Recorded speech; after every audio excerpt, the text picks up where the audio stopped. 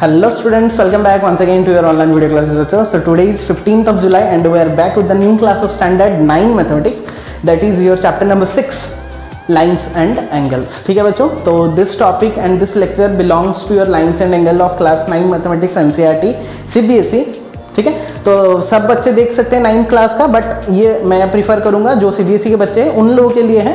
बाकी कॉन्सेप्ट पूरा सही है, आप लोग अगर सीएचएसई से हो या फिर आईसीएसई से हो, कॉन्सेप्ट सेम होने वाला है लाइन्स एंड एंगल्स का, तो सारा बच्चे देख सकते हैं। बट मैं जो प्रेस्क्राइब बुक से कर रहा हूँ वो एनसीईआरटी है आप लोगों का स्टैंडर्ड 9 मैथमेटिक्स का। ठीक है, तो अभी तक आप लोगों का स्टैंडर्ड 10, स्टैंडर्ड 11, स्टैंडर्ड 12 का ही मैं वीडियो लेके आ रहा था, क्लासेस चल रहा था।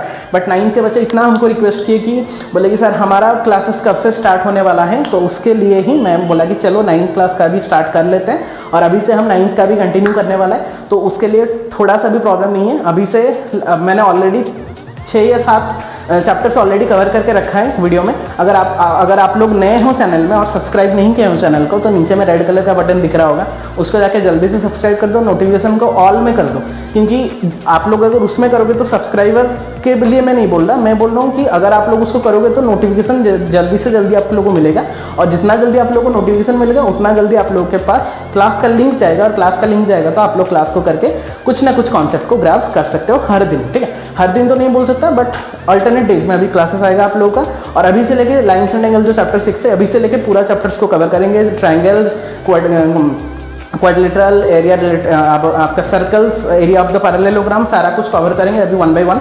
ठीक है, तो और प्रॉब्लम नहीं है, 9th का भी अभी चलेगा साइमल्टेनियसली, 10th, 11, 12 का भी चल रहा होगा। ठीक है, तो पूरा बेसिक्स लेवल से हम स्टैंडर्ड लेवल में जाएंगे। मैं सोचा था पहले से अगर लाऊंगा तो कुछ अच्छा कॉन्सेप्ट लाऊंगा, नहीं तो नहीं। ठीक है, ऐसा नहीं कि आऊँगा बस दे के बस लाइन चढ़ने का, हाँ लाइन ये होता है, एंगल से होता है, चलो वैसा नहीं होगा। लेक्चर, हर एक लेक्चर आप लोगों का 45 से 50 मिनट मिनिमम हो सकता है, मैक्सिमम 1.5 घंटा तक भी जा सकता है अकॉर्डिंग टू द कॉन्सेप्ट। ठीक है, वहाँ पे मैं एक्सरसाइज का प्रॉब्लम भी डिस्कस करवा रहा हूँ, कहीं पे अगर ज़्यादा लेंथी हो जा रहा है कॉन्सेप्ट तो एक्सरसाइज वाला प्रॉब्लम नेक्स्ट लेक्चर में करेंगे।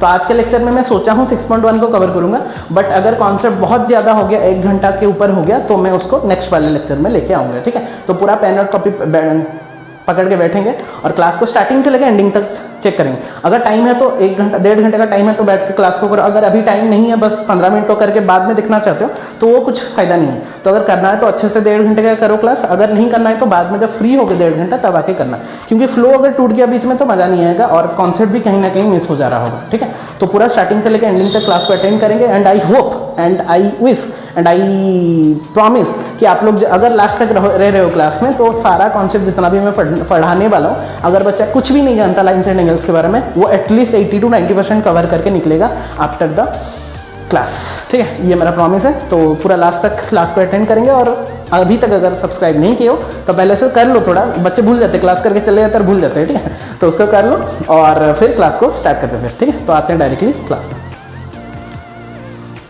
Hello students, welcome back once again to your online video classes बच्चों। So finally we are back with the 9th class lectures. So finally from today onwards you will get all the concept of class 9 maths also। ठीक है, तो अभी तक मैं standard 10, 11 and 12 का ही कर रहा था, बट 9th के बच्चे बहुत ही रिक्वेस्ट किए कि सर नहीं हमारा भी बनाइए, तो हम आगे आप लोगों का वीडियो को लेके भी। तो अभी से और टेंशन नहीं है बच्चों, अभी से जितना चैप्टर्स होने वाला है सारा का एक्सप्लेनेशन वीडियो आप लोगों के पास आएगा। थोड़ा लेट से हो सकता है, तो लेट ओपी बोल सकते हो आप लोग, बट होगा, डोंट वरी। ठीक है, तो आराम से हम कंटिन्यू करेंगे और चैप्टर 9 का कोर्स को भी धीरे धीरे करके कंप्लीट करेंगे up to December. I hope कि आप लोग का भी कवर हो जा रहा होगा इस चैनल में। ठीक है, तो don't worry, Pratyush sir is here to cover all the concept and some quality concept content I will give, you will get. Okay, so this lecture is all about your introduction to lines and angles. So this is जो बच्चे अभी नए हैं, this is the chapter number 6 of your standard 9 mathematics NCERT CBSE बच्चों के लिए है ये। ठीक है, बाकी बच्चे भी देख सकते हैं लाइन्स एंड एंगल्स के लिए, but according to the NCERT concept this is your chapter number 6 of your maths book. Okay, so then the name of the chapter is lines and angles. ठीक है, अभी से ऑलरेडी मेरा 6 या 7 chapters का video मैंने ऑलरेडी अपलोड करके रखा है स्टैंडर्ड 9 का। अगर आप लोग अभी चैनल में नए हो तो नीचे में जाके सब्सक्राइब करो और जाके चैनल में जाके प्लेलिस्ट में ऑन करके आप लोग को सारा कुछ का एक्सप्लेनेशन वीडियो भी मिल जाएगा अगर आपको चाहिए तो। बट अभी से हम पूरा नया फ्रेश वे में स्टार्ट कर रहे हैं और मैं स्टार्ट कर रहा हूँ आप लोगों का ज्योमेट्री पार्ट्स को लेके, जो कि है आपका लाइन्स एंड एंगल, और अभी से कंटिन्यू चलेगा chapter 6, chapter 7, chapter 8, chapter 9, chapter 10, ऐसे ही चलता रहेगा, ठीक है। तो बहुत ही अच्छा वाला कॉन्सेप्ट मैं लेके आ रहा हूँ। ऐसा मैं नॉर्मली लाऊं, मैं सोचा था कि ऐसे अचानक से कुछ भी ना लाऊं तो अच्छा ही लाऊं वरना ना लाऊं, ठीक है। तो वही सोच के मैं चल रहा था। 10th 12th का जैसे कि आप लोग पता है उन लोगों का कोर्स बहुत सारा रहता है तो वो थोड़ा सा कवर करने में लेट हो रहा था, बट 10th का ऑलमोस्ट कवर है और एक ही चैप्टर बच रहा है उन लोगों का, और 12th का भी उससे कम बचा है। 11th का अभी धीरे धीरे चल रहा है और 9th का मैंने थोड़ा करके छोड़ दिया था, बट अभी से फिर से कंटिन्यू करने वाले हैं, ठीक है। उसके लिए टेंशन ना लेंगे। जो बच्चे अभी तक सब्सक्राइब नहीं किए सीधा जाके सब्सक्राइब कर सकते हैं, क्योंकि जितना जल्दी आप लोग करोगे उतना जल्दी नोटिफिकेशन मिलेगा बच्चों, और जितना जल्दी नोटिफिकेशन मिलेगा उतना जल्दी आप लोग क्लासेस को कर सकते हो। लाइव क्लासेस चल रहा है रेगुलर बेसिस में, आप लोग आके ज्वाइन करके सारा कॉन्सेप्ट को ग्राब कर सकते हो। तो ये तो बात हो गया आप लोगों का ये वाला कॉन्सेप्ट का इंट्रोडक्शन का। अभी आते हैं चैप्टर इंट्रोडक्शन में, and the name of the chapter is lines and angle. This is one of the most important chapter of your standard 9 mathematics, जहां से कि आप लोगों का ज्योमेट्री का जो शुरुआत हो रहा है, ठीक है। और बहुत ही बेसिक सा कॉन्सेप्ट से हम स्टार्ट करेंगे ताकि कोई भी कॉन्सेप्ट मिस ना हो, और कोई भी बच्चा अगर ये वीडियो ही देखेगा और उसका एनसीईआरटी भी देखना ना पड़े, इतना अच्छा सा कॉन्सेप्ट मैं आप लोगों के लिए लेके आ जाऊंगा, ठीक है। उसके लिए थोड़ा भी टेंशन नहीं लेने का है। एक काम करो, आप लोग कॉपी और पेन लेके बैठ जाओ, क्योंकि क्लासेस करना है मतलब ऐसे आके देख के चले जाने को क्लास नहीं बोलते। और अगर आपके पास अच्छे से टाइम है, 1 घंटे का टाइम है और क्लास को अटेंड कर सकते हो तो ही करो, वरना जब टाइम आएगा तब करना। ऐसे बस 15 मिनट अभी देख लेंगे बाद में 15 मिनट देख लेंगे, वैसे करने से क्लास का कुछ मतलब नहीं रहेगा, आप लोग को कंसंट्रेशन भी नहीं रहेगा। तो अगर कर रहे हो तो पूरा फ्लो में करो, क्योंकि सारा वीडियो मेरा 45 मिनट से अबव ही रहता है लगभग, और मैक्सिमम 1 घंटा 1.5 घंटा भी हो सकता है अकॉर्डिंग टू द कॉन्सेप्ट, ठीक है। तो वो देखना पड़ेगा कितना कॉन्सेप्ट हम पढ़ाई कर रहे हैं। हर एक नोट्स में प्रोवाइड कर रहा हूँ, तो आप लोग पॉज करके नोट्स को भी लिख सकते हो और साथ ही साथ उसको रिवाइज भी कर सकते हो, बहुत ही हेल्प करेगा। और जब भी आप लोग को रिविजन के टाइम में अगर कहीं पे भी कंफ्यूजन होगा, आप लोग जाके पर्टिकुलर वही प्लेलिस्ट से, वही चैनल से आप लोग पर्टिकुलर कॉन्सेप्ट को देख सकते हो। लेक्चर 1, लेक्चर 2, लेक्चर 3 सारा को मैं प्लेलिस्ट में डाल दूंगा, ठीक है। स्टार्ट करते हैं बच्चों फिर introduction of lines and angle. The chapter name is lines and angle. तो before going to start the lines and angle, first we have to just go through the basic concept. पहले हमको थोड़ा basic concept के बारे में जानना पड़ेगा कि लाइन क्या होता है, एंगल्स क्या होता है, कितना टाइप्स का लाइंस रहता है, लाइन को हम क्या क्या में डिवाइड करते हैं, एंगल्स को हम क्या क्या में डिवाइड करते हैं, उसका यूजेस कहाँ पे है, कौन सा टाइप का एंगल को हम कहाँ पे यूज करेंगे, सारा कॉन्सेप्ट हमारे पास होना चाहिए। बस ऐसा नहीं कि लाइन्स एंड एंगल, हाँ लाइन तो ये होता है एक लाइन, ये होता है एंगल हो गया, वैसा नहीं। सारा कॉन्सेप्ट को पूरा अच्छे से आपको लर्न करना पड़ेगा, आपको नोट कॉपी में लिखना पड़ेगा। सर नोट्स कौन लिखता है मैथ में? मैथ में ही नोट्स लिखा जाता है। अभी तक आप लोग स्टैंडर्ड 8 तक नोट्स क्या था आपको पता नहीं था मैथ्स में, फिर भी नोट्स अगर नहीं लिखोगे तो प्रॉब्लम क्या होता है ना, रिवीजन के टाइम में आप लोग जाके बुक से बस एक्सरसाइज का प्रॉब्लम कर लेते हो। तो 9th 10th में आप लोग अभी आगे हो बच्चों, अभी एक्सरसाइज प्रॉब्लम कुछ काम नहीं करेगा जब तक आप लोग के पास कॉन्सेप्ट नॉलेज नहीं है, डेप्थ नहीं है आपके पास। डेप्थ नॉलेज अगर नहीं है, शॉर्ट क्वेश्चन में आप लोग कुछ भी नहीं कर पाओगे। और धीरे धीरे सीबीएसई शॉर्ट क्वेश्चंस के थ्रू में वो इंप्लीमेंट करने का ट्राई कर रहा है। एमसीक्यू कैसे कर देगा, शॉर्ट टाइप क्वेश्चन कैसे कर देगा, एक्सरसाइज करने से कुछ नहीं मिलने वाला। सब कुछ छुपा है डेफिनेशन में, सब कुछ छुपा है एमसीक्यूज में, सब कुछ छुपा है डेप्थ ऑफ द कॉन्सेप्ट में। तो सारा को कवर करने के लिए आप लोग को ये नोट्स प्रोवाइड किया जा रहा है, और ये नोट्स मैं अच्छे से ही बना रहा हूँ, 2-3 बुक को मिला के बना रहा हूँ। कुछ कॉन्सेप्ट मेरा ट्रिक वाला मेरा खुद का ऐड कर रहा हूँ, ताकि आप लोगों को प्रॉब्लम फेस ना करना पड़े। कोई अगर बच्चा कुछ भी नहीं जानता तो सारा कुछ वो यहाँ से ग्राफ कर सकता है। जैसे कि मैंने यहाँ पे लिखा बेसिक टर्म्स एंड डेफिनेशन। पहले before going to start the lines and angle, first we have to go through this basic concept of lines and angle, ठीक है। तो पहले लाइन्स का देख लेते हैं, क्या क्या लाइन्स, क्या क्या पॉइंट, क्या क्या रहता है, फिर हम एंगल्स में जाएंगे। फिर एक बार हम लाइन्स और एंगल्स का बेसिक कॉन्सेप्ट कवर कर ले, फिर हम जाएंगे एक्सरसाइज या फिर एग्जाम्पल्स में। क्लियर है बच्चों? तो पहले आते हैं basic terms of definition, start करते हैं। फिर आई होप कि सब कोई पेन एंड कॉपी लेके बैठ गए हैं, ठीक है। तो स्टार्ट करेंगे क्लास को। फिर पहला जो बेसिक टर्म आता है, सबसे पहला जो कॉन्सेप्ट आता है वो होता है पॉइंट। एक्चुअली एक पॉइंट क्या होता है? पॉइंट तो हमको पता है कि एक डॉट दे देते तो वो पॉइंट होता है, बट उसका एक्चुअल डेफिनेशन क्या होता है? तो ये सारा एक्चुअल डेफिनेशन तो नहीं है। पॉइंट, लाइन के एक्चुअल डेफिनेशन हम नहीं बोल सकते अभी तक, तो उसको एक मान के चलते हैं कि लाइन ऐसे बोलते हैं। पॉइंट क्या होता है? A point is that which has no component, उसका कुछ कंपोनेंट नहीं रहता, बस यहाँ पे एक ऐसा कर दो तो ये पॉइंट हो गया, उसका कोई थिकनेस नहीं रहता, कुछ भी नहीं रहता, बस it is represent by A dot. उसको एक डॉट में हम रिप्रेजेंट करते हैं, एक पॉइंट में रिप्रेजेंट करते हैं, जहां पे भी एक डॉट दे दो so it will form A point. Clear है बच्चों? सो this is all about your point. Line में आएंगे तो मैं पहले से बता के रख रहा हूं, लाइन का वैसा कोई एक्चुअल डेफिनेशन नहीं है, आपको अलग अलग बुक में आपको अलग अलग डेफिनेशन देखने को मिलेगा। तो एक सिंपल सा डेफिनेशन अगर मान के चले तो इट इज इन्फाइनाइटली थिन,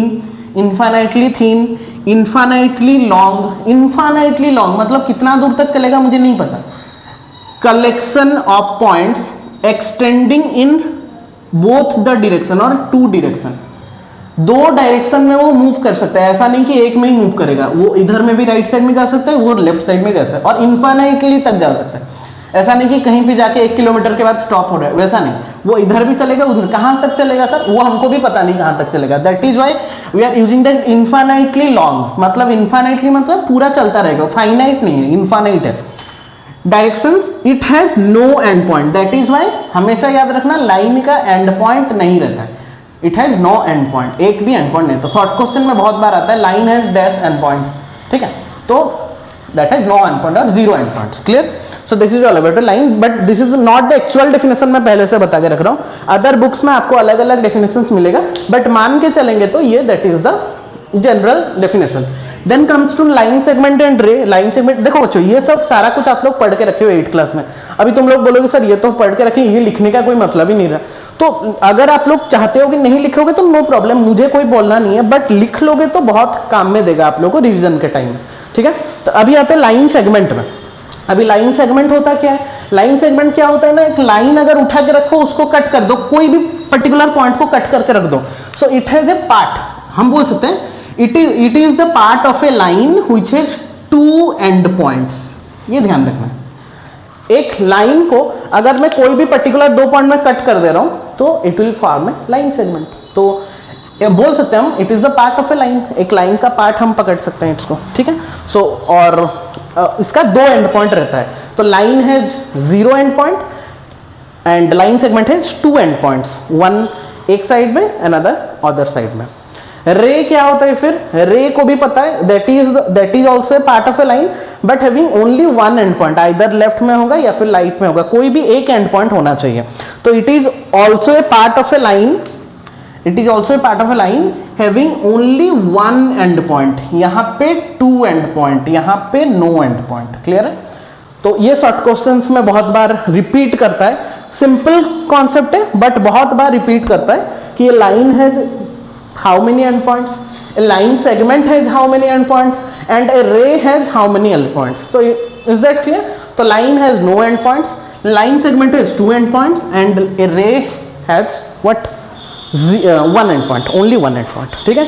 तो उसको मैंने थोड़ा सा समराइज करके यहाँ पे रख दिया है, चेक कर लो। टर्म्स लिखा गया है पॉइंट, लाइन, लाइन सेगमेंट, रे। डायमेंशन, कितना डायमेंशन होता है उसका? तो पॉइंट का तो 0 डायमेंशन होता है, लाइन का भी 1 डायमेंशनल होता है, 1 डायमेंशन में चलता है, लाइन सेगमेंट भी 1 डायमेंशन में होता है, रे भी 1 डायमेंशनल होता है, ठीक है। 2 डायमेंशनल, फिर हम 2 डायमेंशनल पढ़ेंगे, 3 डायमेंशनल पढ़ेंगे। 2 डायमेंशनल हम x axis y axis 2 line को करके करते, चैप्टर 3 में हमने पढ़ा है, ठीक, कोऑर्डिनेट ज्योमेट्री में, ठीक है, वो होता है 2 डायमेंशनल। 3 डायमेंशनल हम पढ़ेंगे सरफेस एरिया वॉल्यूम में, जहाँ पे कि 3D फिगर बोला जाता है, x axis y axis and z axis, वहाँ पे कि 3 लाइन का कवर करते हैं, तो वो 3 डायमेंशनल होता है। 2 डायमेंशनल होता है कोऑर्डिनेट ज्योमेट्री का, 1 डायमेंशनल लाइन, रे, ये वाला, और पॉइंट तो 0 डायमेंशन, उसका कुछ डायमेंशन ही नहीं रहता। तो ये हो गया 0 डायमेंशन, ये 1 1 1, ठीक है। फिगर का बात करेंगे तो पॉइंट का तो कुछ फिगर नहीं रहता, बस एक डॉट देते हैं, इसको डॉट को मैंने थोड़ा जूम कर दिया तो इतना बड़ा डॉट दिख रहा है, वरना छोटा सा ही डॉट रहता है, ठीक है। लाइन का वैसे ऐसा तो आपको पता है, एरो 2 साइड में 2 एरो देना पड़ता है, एरो देता है ताकि वो एक्सटेंड कर रहा है वो वाला पर्टिकुलर वे में, मतलब इधर में भी एक्सटेंड कर सकते हैं, इधर में भी एक्सटेंड कर सकते हैं, ठीक है। और लाइन सेगमेंट का क्या है ना, 2 पॉइंट के बीच में वो जो स्ट्रेट पाथ रहेगा, क्योंकि ये ना ही ये बी से मूव कर पाएगा ना ही ए से मूव कर पाएगा, मैंने एक्सटेंड कर पाएगा, that is why it is the your figure of your line segment. And रे का क्या कॉन्सेप्ट है कि वन वे में ही वो मूव करेगा। आइदर हो सकता है ए को ए से बी में मूव कर सकता है, या फिर ऐसा भी हो सकता है कि ऐसे अगर मैं बना दूं बी ए, मतलब बी में एंड पॉइंट ए की तरफ मूव कर रहा है। तो this is the figure of a ray. तो उसको सिंबल कैसे लिखते, कैसे, तो डॉट को तो डॉट ही लिखते हैं, डॉट जीरो ओ, मैंने अगर पॉइंट दिया ओ तो डॉट मतलब पॉइंट या फिर डॉट ओ लिखते हैं, ठीक है। ए बी का कैसे लिखते हैं, ए बी के ऊपर में एक लाइन बनाते हैं, ए बी का लाइन सेगमेंट का ए बी के ऊपर में एक लाइन सेगमेंट, रे का ए बी के ऊपर में एक रे। तो अगर ए बी लिखेंगे इसमें तो ए बी के ऊपर रे लिखेंगे, अगर बी ए लिखेंगे तो जो ये सेकंड के लिए जहां पे डायरेक्शन है, जैसे कि ए की तरफ डायरेक्शन है तो बी और ए की तरफ डायरेक्शन होगा। अगर मैं उल्टा लिख रहा हूं तो कहीं ना कहीं रॉन्ग नोटेशन बोला जाता है। अभी कुछ पॉइंट्स का बात में करते हैं। ये दोनों पॉइंट्स बहुत बार यूज होता है, ज्यादातर हम इसको इग्नोर कर देते हैं नॉर्मल लाइफ में, नॉर्मल पढ़ाई में, बट ये दोनों कहीं ना कहीं यूज होने जाते हैं, क्वेश्चन में यूज हो जाते हैं बहुत सारा। तो ये दोनों कॉन्सेप्ट को भी याद रखना जरूरी है। One is your collinear points, another one is your non collinear points. बहुत ही सिंपल सा डेफिनेशन है, छोटा सा मैं ब्रीफ करके बताया हूं कि points lies on a same line. अगर कुछ पॉइंट्स एक ही सेम लाइन में एग्जिस्ट कर रहा है, सेम स्ट्रेट लाइन में एग्जिस्ट कर रहा है, so those points will be called as collinear point. It may be 3, it may be 4 and more than that. ऐसा नहीं कि 3 पॉइंट्स को ही हमेशा लेंगे। तो दिखाने के लिए मैंने यहाँ पे 3 पॉइंट लिया है, बट 4, 5, 6, 10, 12 भी ले सकते हैं, but the condition is those points should be lying on a same straight line. एक ही स्ट्रेट लाइन के ऊपर एग्जिस्ट करना चाहिए, तभी जाके वो पॉइंट्स को हम क्या बोलेंगे, कोलिनियर पॉइंट्स। तो जैसे कि यहाँ पे ए बी सी, मैंने यहाँ पे 3 पॉइंट, क्योंकि 2 पॉइंट से तो 2 पॉइंट लेंगे तो वो तो पॉइंट मतलब एक लाइन ही फॉर्मेट करेगा, मतलब more than 2 means 3, 4, 5, it may be greater than 2। Okay, so यहाँ पे मैंने 3 पॉइंट लेके, तो यहाँ पे हम बोल सकते हैं कि A B C are 3 collinear points. But non collinear क्या, ऑब्वियसली उसका ऑपोजिट होना चाहिए, मतलब वो लाई नहीं कर रहा होगा। जैसे लाई करता है तो कोलिनियर होता है, अगर लाई नहीं करता तो non collinear. So points that don't lie on the same line. अगर सेम लाइन के ऊपर लाई नहीं कर रहा, लाई तो करेगा कहीं ना कहीं, बट सेम लाइन के ऊपर एग्जिस्ट नहीं करना चाहिए। जैसे कि पी क्यू आर, अगर मैं लाइन खींचू तो यहाँ पे एक लाइन हो रहा है, यहाँ पे एक लाइन हो रहा है, तो सेम लाइन के ऊपर वो एग्जिस्ट नहीं कर रहा। तो अगर एक सेम लाइन के ऊपर, स्ट्रेट लाइन के ऊपर एग्जिस्ट नहीं कर रहा, तो those type of points are said to be non collinear point. So it may be 3, it may be 4, it may be 100। ठीक है, वो पॉइंट्स को हम बोलते हैं non collinear points. So these are the basic definitions of line, point, line segment, ray.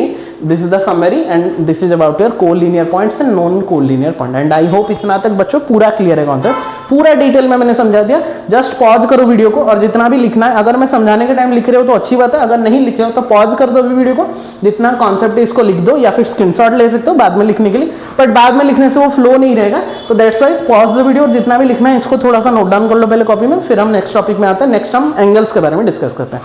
तो till then just pause the video बच्चों, and जितना भी लिखना है थोड़ा सा आप लोग आपके कॉपी में नोट डाउन कर लो। ओके बच्चों, अभी आते हैं हम, अभी तक हमने जो बेसिक कॉन्सेप्ट पढ़ा, लाइंस के बारे में पढ़ा, उसका कोलिनियर पॉइंट्स के बारे में पढ़ा, सारा कुछ वो लाइंस एंड पॉइंट्स के बारे में पढ़ा। अभी आते हैं थोड़ा एंगल्स में। ठीक है, as the name of the chapter is lines and angle, तो यहाँ पे हम लाइन और एंगल दोनों के बारे में कुछ ना कुछ पढ़ेंगे। तो अभी आते हैं हम basic concept of angle. Angle होता क्या है, कितना टाइप का एंगल रहता है, that is the main concept. Angle क्या होता है और कितना टाइप का एंगल रहता है, ये सारा कुछ हमने 8th क्लास में पढ़ के रखा है, बट फिर भी जानना जरूरी है, कॉन्सेप्ट जानना जरूरी है, डेप्थ जानना जरूरी है। तो उसको मैं पूरा सिंपल वे में आप लोगों को रिप्रेजेंट करवा रहा हूं। अभी पहले आते हैं कॉन्सेप्ट ऑफ एंगल। एंगल होता क्या है पहले, ठीक है। तो 2 रे को ले जाओ और एक originate from a single point ले जाओ। 2 raise originate from a single point। पहले ये कॉन्सेप्ट को अप्लाई करो। 2 रे है यहाँ पे देखो, O A and O B, originate from a single point that is O. ठीक है, दैट सिंगल पॉइंट जहां से ओरिजिनेट पॉइंट कर, ओरिजिनेशन पॉइंट जो होता है जहां से वो लोग ओरिजिनेट होते हैं एक पॉइंट से, that point is said to be vertex. That point is said to be vertex. The 2 rays are said to be arms of the angle. Arms, A-R-M. हमारा जैसे हाथ होता है ना, आर्म बोलते हैं, वैसे ही एंगल जब फॉर्म होता है तो एक ओरिजिनेशन से जो पॉइंट से निकलता है 2 रे को, वो 2 रे को हम 2 आर्म्स बोलते हैं। जो देखो यहाँ पे था रे, वो रोटेट करके इतना तक चला गया ना, यहाँ पे था रे रोटेट करके इतना, तो जितना मेजरमेंट वो रोटेट कर रहा है या फिर जितना मेजरमेंट जो बोला जाता है उसको हम एंगल बोलते हैं। मतलब यहाँ पे था, यहाँ पे चला गया, तो जितना कवर किया या फिर जितना वो मेजरमेंट उसका हो रहा है दैट इज कॉल्ड एंगल। मतलब यहाँ से लेके यहाँ तक दैट इज कॉल्ड एंगल। ठीक है, इसको लिखते कैसे हैं, आइदर मैं इसको लिखूंगा तो BOA करके लिखूंगा या फिर एंगल AOB करके लिखूंगा। This is the notation of angle, और we can say angle O also. ठीक है, तो ज्यादा एंगल नहीं होगा, एक दो एंगल होगा तो ऐसे डायरेक्टली लिख सकते हैं, या फिर हम पूरा नेमिंग करके लिखेंगे तो BOA या फिर AOB लिखेंगे, BOA या फिर AOB करके लिखेंगे। इज दैट क्लियर बच्चों? बहुत ही अच्छे से क्लियर है ये सब कॉन्सेप्ट। आइदर उसको BOA, क्योंकि लेकिन हमेशा याद रखना है कि जो एंगल होगा वो बीच में रहेगा। मतलब BOA हो गया, AOB हो गया, मतलब एंगल को हमको बीच में रखना है। और O हो गया आपका, अगर सिंगल में लिखना है तो एंगल O लिख सकते हैं। Is that clear? So this is the notation and this is the concept of angle, and I hope ये वाला concept पूरा क्लियर है एंगल का। ये सब कुछ हमको पता है, बस और एक बार बस रिवाइज कर रहे हैं हम लोग। ठीक है, अभी आता है टाइप्स ऑफ एंगल।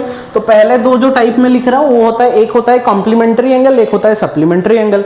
तो complementary angle and supplementary angle का कॉन्सेप्ट क्या है? फिर एनी टू एंगल्स को हम बोलते हैं कॉम्प्लीमेंट्री या फिर supplementary. Any two angles are said to be complementary और supplementary angles if complementary angle किसको बोला जाता है? अगर दोनों का सम 90 डिग्री हो रहा है। मतलब ऐसा दो एंगल ले जाएंगे जिनको दोनों को ऐड करने से हमको कितना डिग्री मिल रहा होगा? 90 डिग्री। जैसे कि सपोज मैं बोलूंगा, एक ले लिया मैंने 30 डिग्री, एक ले लिया मैंने 60 डिग्री, तो 30 प्लस 60 कितना हो रहा है बच्चों? 90 डिग्री हो रहा है। तो 30 and 60 are said to be complementary angles to each other. 30 का कॉम्प्लीमेंट 60, 60 का कॉम्प्लीमेंट 30।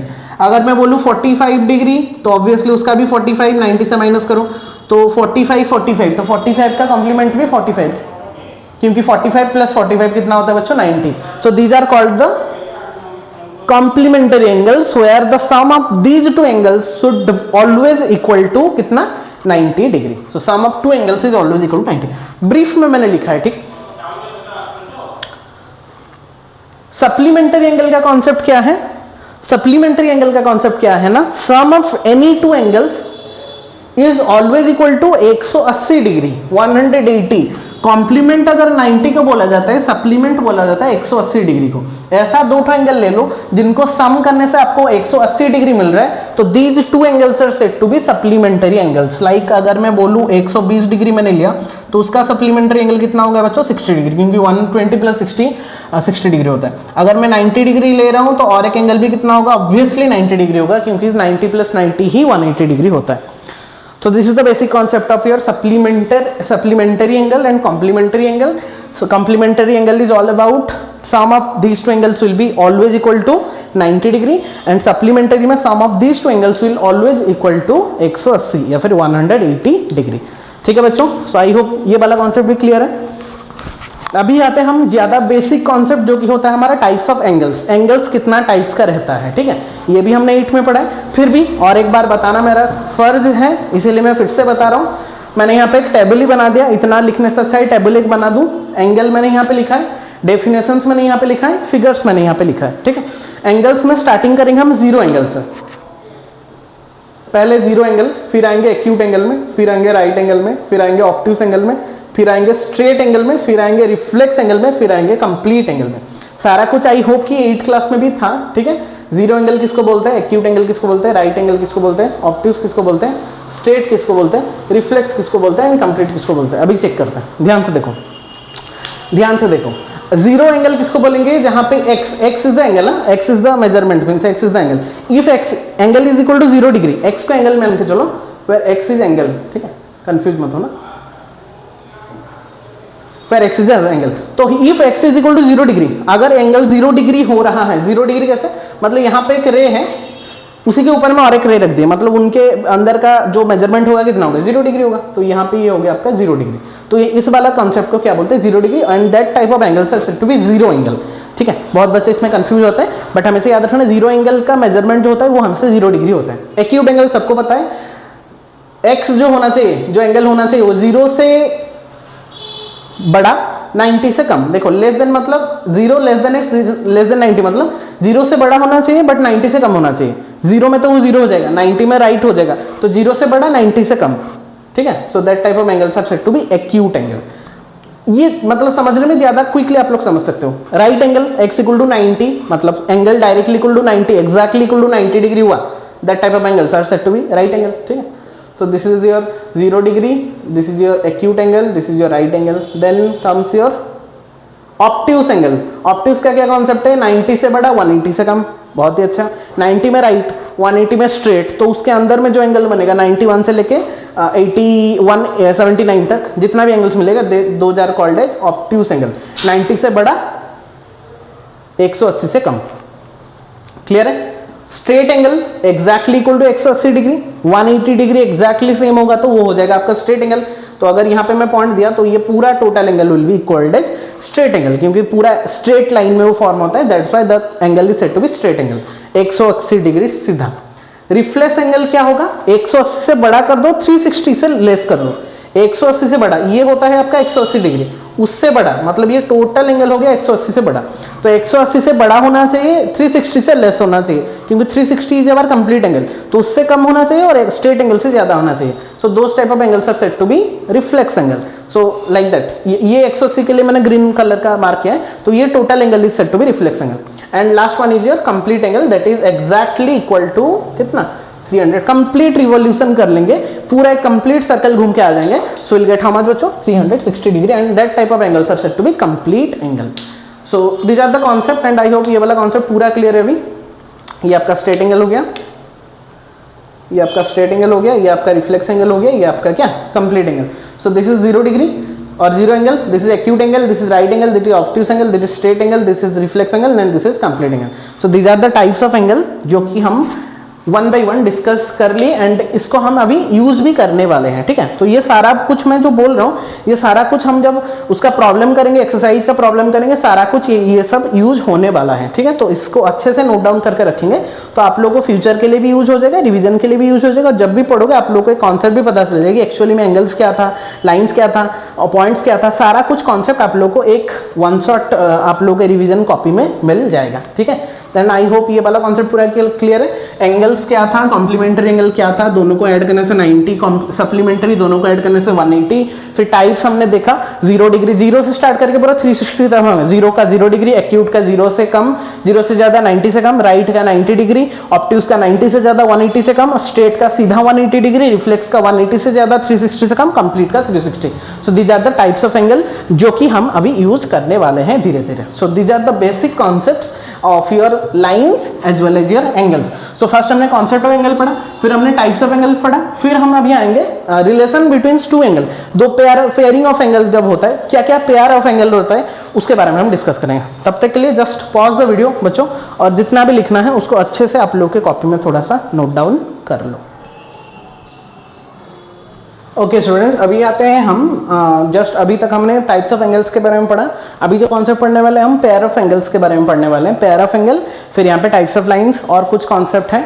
ठीक है? वो कॉन्सेप्ट पहले मैं कवर कर लेता हूँ तो फिर देखते हैं उसके आगे हम क्या करेंगे. ठीक है? तो पेयर ऑफ एंगल्स का कॉन्सेप्ट क्या है कि एनी 2 एंगल्स हम लेंगे और उनके भीतर में रिलेशन चेक करेंगे. वो जो दो एंगल हम चूज कर रहे हैं उन दोनों के अंदर का रिलेशन बिटवीन 2 एंगल्स भी बोल सकते हैं या फिर पेयर ऑफ एंगल्स मैंने बोला है. ठीक है?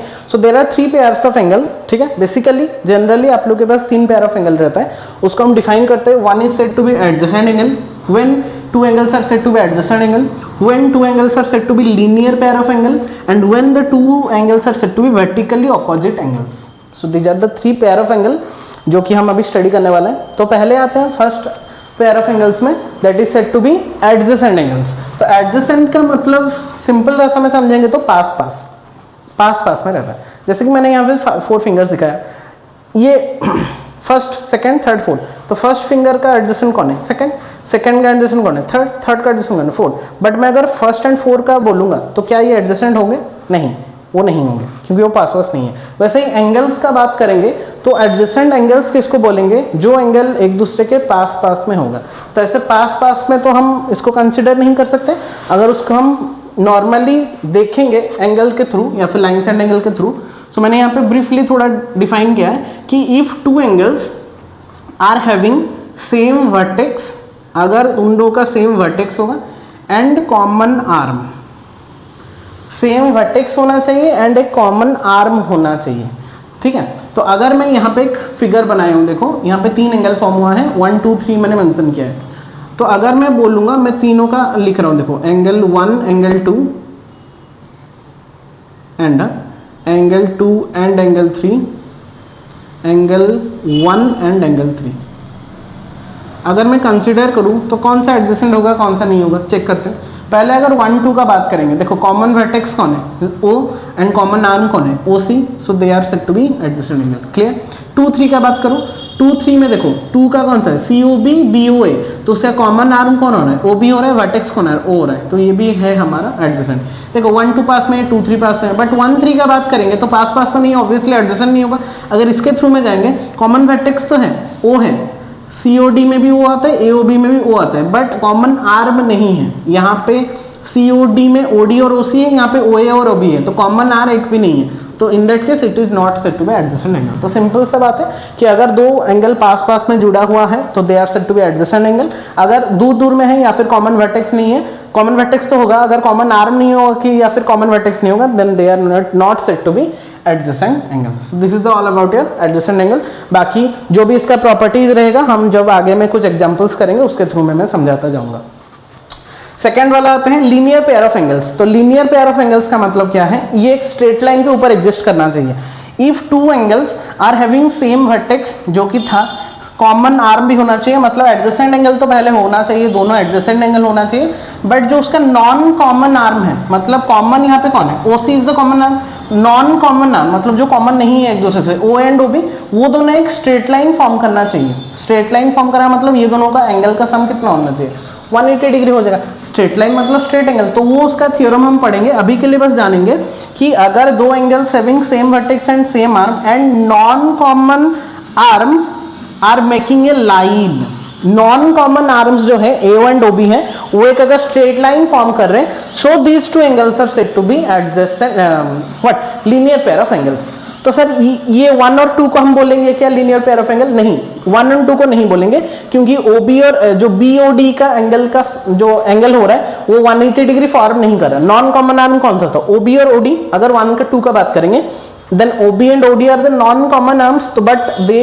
cannot measure 180 degree. That's why उसको हम linear pair of angles नहीं बोल सकते। But in that case देखो AOB एक स्ट्रेट लाइन फॉर्म कर रहा है, तो ये दोनों का angle 180 degree straight line form कर रहा है, और OC is the common arm. In that case we can say AOC and BOC are the linear pair of angles. तो अगर मैं इसको 1 नेमिंग कर दूं, इसको मैं 2 नेमिंग कर दूं, तो यहाँ पे हम बोल सकते हैं कि angle 1 and angle 2 are linear pair of angles. Is that clear. तो लीनियर पेयर ऑफ एंगल्स होने के लिए पहले तो वो एक एडजेसेंट एंगल होना चाहिए पहले, और वो एडजेसेंट एंगल्स का जो नॉन कॉमन आर्म्स होगा वो एक स्ट्रेट लाइन या फिर लाइन फॉर्म करना चाहिए, तभी जाके हम क्या बोलेंगे, वो लीनियर पेयर ऑफ एंगल्स है। ठीक है, this is all about your बच्चों लीनियर पेयर ऑफ एंगल्स। समझ में आ रहा है सबको? अगर समझ में आ रहा है सारा, कोई एक थोड़ा सा चैट बॉक्स में लिख सकते हो कि यस सर समझ में आ रहा है, तो कि मुझे पता चल जाएगा कि हाँ आप लोग देख रहे हो और समझ रहे हो कॉन्सेप्ट को। ठीक है, रेस्पॉन्स नहीं मिल रहा तो मुझे ही पता नहीं चल रहा कौन बच्चा देख रहा है कौन बच्चा नहीं देख रहा है, समझ में आ रहा है नहीं आ रहा है, तो वहाँ पे एक चैट ऑप्शन है, वहाँ पे जाके आप लोग लिख सकते हो कि हाँ सर समझ में आ रहा है। और कहीं पे अगर प्रॉब्लम या फिर डाउट भी होगा, you can ask by that chat section. ठीक है, तो third one is vertically opposite angles. Vertically opposite angles अभी क्या होता है बच्चों, वर्टिकली ऑपोजिट एंगल फॉर्म कब होता है, तो when if two lines intersect each other, अगर दो लाइन एक दूसरे से इंटरसेक्ट कर रहे हैं, like AC and BD are two lines intersecting each other, then two pairs of vertically opposite angles are formed. तो यहाँ पे जो दो pair of opposite angles form होगा, वो जो पेयर ऑफ एंगल्स को हम क्या बोलते हैं, वर्टिकली ऑपोजिट एंगल्स। लाइक अगर जब AC और BD को ज्वाइन किया तो दो pair of opposite angle form हुआ, कौन सा 1 and 2 फॉर्म हुआ, इधर में 3 and 4 फॉर्म हुआ। ठीक है, चेक कर लो, 1 and 2 फॉर्म हुआ, 3 and 4 फॉर्म हुआ, तो ये दो पेयर ऑफ एंगल्स को हम क्या बोलेंगे, वर्टिकली ऑपोजिट एंगल्स बोलेंगे। Is that clear? तो this is the concept of your adjacent angle, linear pair of angle and vertically opposite angle. ये दोनों का प्रॉपर्टी भी है कि लीनियर पेयर ऑफ एंगल का सम 180 डिग्री होता है, वर्टिकली ऑपोजिट एंगल्स इक्वल होते हैं, तो मैं वो थ्योरम के साथ में बता के चलूंगा। अभी के लिए बस कॉन्सेप्ट जानने के लिए, पहला वाला एडजेसेंट जिसका कि कॉमन आर्म और कॉमन वर्टेक्स होना चाहिए, लीनियर पेयर ऑफ एंगल वो तो एडजेसेंट होगा, और उनका जो नॉन कॉमन आर्म है वो एक स्ट्रेट लाइन फॉर्म करवाना चाहिए। वर्टिकली ऑपोजिट एंगल कैसे फॉर्म होता है, when two line intersecting each other, then the pair of both pair of opposite angles are said to be vertically opposite angles. तो these are the 3 pair of angles. ठीक है, उसके बारे में जो भी थ्योरम्स रहेगा हम नेक्स्ट हम डिस्कस करते चलेंगे। अभी आते हैं हम next concept, that is types of lines में। अभी लाइन का क्या क्या टाइप्स रहता है, तो ये तो बच्चों बहुत ही कॉन्सेप्ट क्लियर हो जाना चाहिए। अगर इतना तक बच्चों क्लियर है, थोड़ा सा यस सर लिख देंगे सबको ही, जिसको भी क्लियर हो गया कॉन्सेप्ट। अभी आते हैं नेक्स्ट में टाइप्स ऑफ लाइंस में। टाइप्स ऑफ लाइंस क्या होता है ना, दो टाइप्स का लाइंस रहता है, जैसे कि आप लोग पता है, one is your intersecting line, intersect common points होना चाहिए, नॉन इंटरसेक्टिंग मतलब कॉमन पॉइंट नहीं होगा, सिंपल सी बात। तो intersecting lines are divided into two parts. Intersecting line जो होता है वो दो पार्ट्स में हम डिवाइड करते हैं। क्या, एक जो होता है वो कोइंसिडेंट लाइन होता है, एक के ऊपर और एक लाइन। तो यहाँ पे भी ये सी डी एक लाइन था, ए भी एक लाइन है, तो एक के ऊपर अगर और एक लाइन हो रहा है तो उसको बोलते हैं हम कोइंसिडेंट लाइन, मतलब एक के ऊपर और एक लाइन कोइंसाइड करता है, ठीक है। And second one is your intersecting line, मतलब जहां पे कि वन कॉमन पॉइंट रहेगा, मतलब suppose O is the point, तो यहाँ पे ए भी एक लाइन है, सी भी एक लाइन है, दोनों एक मतलब कहीं पे एक कॉमन पॉइंट में मीट कर रहे हैं। So these are the two types of intersecting line, जहां पे वो इंटरसेक्ट कर रहे हैं, मतलब कॉमन पॉइंट हम ढूंढ सकते हैं। नॉन इंटरसेक्टिंग लाइन ऑब्वियसली हमको पता है, नॉन इंटरसेक्टिंग लाइन मतलब पैरेलल लाइन होते हैं जो कि कभी भी मीट नहीं करते, and we can say they don't have any common points between them. तो कब ये चलता ही रहेगा, तो उनका जो डिस्टेंस रहेगा हर टाइम सेम ही रहेगा, मतलब अगर 2 सेंटीमीटर डिस्टेंस है दोनों के बीच में, वो चलता रहेगा, क्योंकि थोड़ा सा इधर उधर हुआ तो हो जाके कनेक्ट हो जाएगा ना, क्योंकि लाइन तो इन्फाइनाइटली चले। अभी के लिए यहाँ पे दिख रहा है कनेक्ट नहीं हो रहा है, बट लाइन तो हम दोनों साइड में एक्सटेंड कर सकते हैं, जैसे कि मैंने बोला था। तो अगर थोड़ा 19-20 हुआ, मतलब इधर ऐसे, मतलब ऐसे और ऐसे हो गया, तो इसको एक्सटेंड करने से कहीं ना कहीं जाके वो मीट कर लेंगे। तो जो लाइन कभी भी मीट नहीं करते उसको हम बोलते हैं पैरेलल लाइन या फिर नॉन इंटरसेक्टिंग लाइन। जो इंटरसेक्टिंग लाइन होता है वो दो तरीके का होता है, वन इज कोइंसिडेंट लाइन, जिसका कि बहुत सारा कॉमन पॉइंट रहता है, एक के ऊपर एक रहता है, और एक रहता है नॉर्मल इंटरसेक्टिंग लाइन, जहां पे कि one common point is there. तो यहाँ पे मैंने उसको थोड़ा सा समराइज कर दिया कि coincident line, intersecting line and parallel line, ये दोनों होता है आपका इंटरसेक्टिंग, ये होता है आपका नॉन इंटरसेक्टिंग। तो कॉमन पॉइंट्स कितना रहता है, ये भी शॉर्ट क्वेश्चंस आ सकते हैं। तो incident lines are having infinitely many common points, मतलब बहुत सारा रहता है, यहाँ पे और यहाँ पे ऑब्वियसली बहुत सारा पॉइंट रहेगा। इंटरसेक्टिंग लाइन, जो नॉर्मल इंटरसेक्टिंग लाइन है, they it has only one common point with them, एक ही कॉमन पॉइंट होगा, not more than one. And parallel line, as you know, parallel line having no common point, क्योंकि it is a non intersecting line. Obviously अगर ये non intersecting lines है, then it has no common points. Very simple. Is that clear बच्चों? तो this is the basic concept about your types of lines. So this is all about your pair of lines, pair of angles, जो कि हमने पढ़ा left side में। Right side में हमने पढ़ा क्या बच्चों, टाइप्स ऑफ लाइन, की लाइन कितना टाइप का रहता है, उसको कैसे डिफाइन करते हैं, उसका क्या क्या डेफिनेशन रहता है, उसका क्या क्या शॉर्ट क्वेश्चन अराइज हो सकता है, मैंने सारा कुछ को बता दिया। सो आई होप कि इतना तक कवर है कॉन्सेप्ट सबका। तो अगर कवर है थोड़ा सा यस सर लिख दो, ठीक है, देन पॉज करके आप लोग अगर नोट डाउन कर लियो तो अच्छी बात, नहीं किया देन पॉज द वीडियो, लिखना भी बच्चों लिखना है, उसको थोड़ा सा आप लोग अपनी आपकी कॉपी में नोट डाउन कर लो। ओके बच्चों, अभी आते हैं हम अभी तक हमने जितना भी पढ़ा उसमें हमने पेयर ऑफ लाइंस के बारे में पढ़ लिया, टाइप्स ऑफ एंगल्स के बारे में पढ़ लिया। अभी हम क्या कर रहे हैं ना, वो लाइंस का थोड़ा सा एक्सटेंडेड वर्जन पढ़ रहे हैं, जो कि बहुत ही इंपॉर्टेंट सा रोल प्ले करने वाला है। So that is your pair of line and a transversal, ठीक है।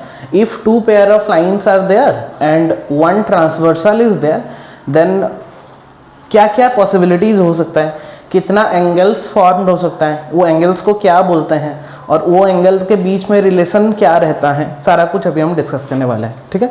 तो वो जो एक ट्रांसवर्सल वाला वर्ड है, ये नया है आप लोगों के लिए। आई होप कि 8th क्लास में भी आप लोग पढ़े होंगे, बट इतना नहीं था कॉन्सेप्ट। तो अभी देखेंगे ट्रांसवर्सल का मतलब क्या होता है, पहले समझेंगे, ठीक है। तो इफ ए लाइन, एक लाइन अगर passes through two distinct line, अगर एक लाइन जो है वो दो डिस्टिंक्ट लाइन के अंदर देके पास करेगा। देखो यहाँ पे बहुत बच्चों का कंफ्यूजन रहता है कि हमेशा पैरेलल लाइन ही रहता है, ये दोनों पैरेलल होना चाहिए, बट वैसा कहीं पे भी कॉन्सेप्ट नहीं है कि दो पैरेलल लाइन होगा तभी जाके ट्रांसवर्सल हम ड्रॉ कर सकते हैं। Any two lines we can take, and अगर थर्ड लाइन उसको कट कर रहा है और टू एट सम पॉइंट में उसको डिवाइड कर रहा है या फिर कट कर रहा है या फिर इंटरसेक्ट कर रहा है, then that line, that third line is said to be the transversal. If a line passes through two distinct points and intersect them at some point, then the line is said to be transversal line, or you can simply say transversal. Is that clear? So those two lines may be parallel, may be intersecting, like यहाँ पे जैसे मैंने बनाया intersect करेगा। बहुत बच्चे बोलते हैं सर ये इंटरसेक्ट कहाँ पे करेगा, क्योंकि देखो मैंने थोड़ा सा टेढ़ा बनाया, अगर इसको हम ज्वाइन करेंगे तो इंटरसेक्ट हो जाएगा कहीं ना कहीं। तो हमेशा जो वो पैरेलल लाइन ही लेंगे ताकि इसको ट्रांसवर्सल बोलेंगे, वैसा कोई मीनिंग नहीं है। अगर मैं ऐसा भी लूँ कुछ दो लाइन और यहाँ पे कट कर दूँ तो that third line is also said to be a transversal. ठीक है, बच्चों का कंफ्यूजन क्या रहता है कि हमेशा पैरेलल लाइन ही लेंगे तो ये वाला ट्रांसवर्सल होगा, हमेशा वैसा नहीं होता। They may be parallel, then may not be parallel, but third line अगर उसको एनी टू पॉइंट में इंटरसेक्ट कर रहा है, कट कर रहा है, then that third line is said to be what, transversal. तो इस वाले केस में हमने क्या लिया है, let A B and C D are two lines, suppose this one is A B, this one is C D, so these are two lines and L, that small L, अगर एक line को हम represent करेंगे तो either हम उसको capital A B या फिर सी डी में रिप्रेजेंट कर सकते हैं, या फिर हम लाइन को स्मॉल लेटर में रिप्रेजेंट करेंगे, बट वहां पे सिंगल लेटर रहेगा। जैसे मैंने एल लिया है, suppose that line is L which passes through A B and C D intersecting them at two distinct point, one is suppose P another one is suppose Q, means that point is P, that middle point is P, that middle point is Q suppose। ठीक है, तो हम L को क्या बोलेंगे, transversal बोलेंगे। तो जब हम इसको टच करके ऐसा जाएगा तो how many angles form, obviously जब ऐसा दो लाइन होगा और एक थर्ड लाइन उसको कट करके जाएगा तो हमको तो पता चल गया वो थर्ड लाइन को हम ट्रांसवर्सल बोलते हैं, ये तो क्लियर है। अभी जब वो कट करके चला जाएगा तो ऑब्वियसली बहुत सारा एंगल फॉर्म हो जाएगा। चेक करो, तो how many angle form, there are 8 angles, 8 angle form हो जाएगा। चेक करो, मैंने यहाँ पे कुछ नोटेशन दिया है, जैसे कि मैं सीरियली इसको लिखा हूँ, फिर हम समझेंगे कि वो एंगल्स को हम क्या बोलते हैं। लाइक यहाँ पे 1 है, 2 है, 3 है, 4 है, 5, 6, 7, 8, so 8 number of angles are formed. Is that clear? So when two lines are there, one transversal passes through that two lines, then how many types of angles are formed? There are 8 angles that will be formed. अभी वो 8 angle जो form हुआ वो क्या क्या angle बोलते हैं और उसको क्या कैसे रिप्रेजेंट करते हैं, पहले तो देखते हैं। उसको हम दो कैटेगरी में डिवाइड कर रहे हैं, one is your exterior angle, one is your interior angle. अच्छा, एक्सटीरियर का मतलब बाहर, इंटीरियर का मतलब अंदर। तो अंदर और बाहर यहाँ पे किसको कंसीडर कर रहे हैं हम, exterior angle are those angle which are above and below the two lines, और यू कैन से दो लाइंस के बाहर में। लाइक देखो ये ऊपर में 1 2 है, ये नीचे में उसका 8 7 है, तो 1 angle 2 angle 7 and angle 8 are exterior angle, क्योंकि वो दो लाइंस के बाहर में। और इंटीरियर एंगल मतलब दो लाइंस के अंदर में, इंटीरियर रीजन में अगर है, कौन सा है देखो, 3 4 5 6, 3 4 5 and 6, they are called interior angles. Is that clear? So दो भाग में हमने उसको डिवाइड कर दिया। One is your exterior angle जो कि आउटसाइड में है दोनों लाइन का, इंटीरियर एंगल जो कि इनसाइड में है दोनों लाइन के अंदर में है, उसको हम कंसीडर कर रहे हैं 3 4 5 6, they are the interior angle. अभी पेयर ऑफ एंगल्स फॉर्म्ड, क्या क्या पेयर ऑफ एंगल्स फॉर्म होता है? So there are 3 types of angles जिसको कि हम कंसीडर करेंगे। One is your corresponding angle, one is your alternate angle. Alternate का दो भाग होता है, exterior interior, and third one is your co interior. एक होता है को इंटीरियर जो कि अंदर में रहेगा, और एक होता है को एक्सटीरियर जो कि बाहर में रहेगा। ठीक है, तो कॉरेस्पॉन्डिंग एंगल कौन सा होता है, चेक कर लो। Corresponding angle are those angle जो कि सेम सिचुएशन में है। देखो ये लाइन है, ये कट कर रहा है, तो 1 इसके ऊपर में है, 5 ये वाला एंगल, 1 एंड 5 जो मैं लिखा हूं यहाँ पे उसको मार्क करो और फिगर को मार्क करो। आप लोग अगर फिगर बनाए हो आप लोग के खुद के फिगर को मार्क कर सकते हो, या फिर यहाँ पे मार्क करो। 1 एंड 5, 2 के साथ 6, they are also corresponding. 4 and 8 नीचे में है, 4 है नीचे, 8 में है नीचे, 3 है नीचे, 7 में है नीचे। यहाँ पे 1 था ऊपर, 5 था ऊपर, 2 था ऊपर, 6 था ऊपर। ये 1 5 2 6 they are also corresponding angle. 4 8 3 7 they are also corresponding angle. So these are the pair of corresponding angles. पहले समझोगे कॉरेस्पॉन्डिंग एंगल किसको बोलते हैं। ठीक है, समझ में आ गया? एक बार कवर कर लेंगे तो हो जाएगा। फिर alternate interior angle. Alternate angles तो होगा, इंटीरियर होना चाहिए। ऑल्टरनेट का मतलब क्या, उल्टा, ऑपोजिट हो सकता है। तो 4 का उल्टा में कौन है, 6 है, 3 के उल्टे में कौन है, 5 है। और इंटीरियर एंगल तो 4 और 6 alternate interior angle, 3 and 5 alternate interior angle. Alternate होना चाहिए, इंटीरियर होना चाहिए। वैसे अगर मैं पूछूं ऑल्टरनेट एक्सटीरियर एंगल कौन होगा, तो बाहर में होगा बट उल्टे साइड में होगा। 1 और 7 देखो बाहर में है और उल्टे साइड में है। 2 एंड 8 तो 1 7 2 8, 1728। Is that clear?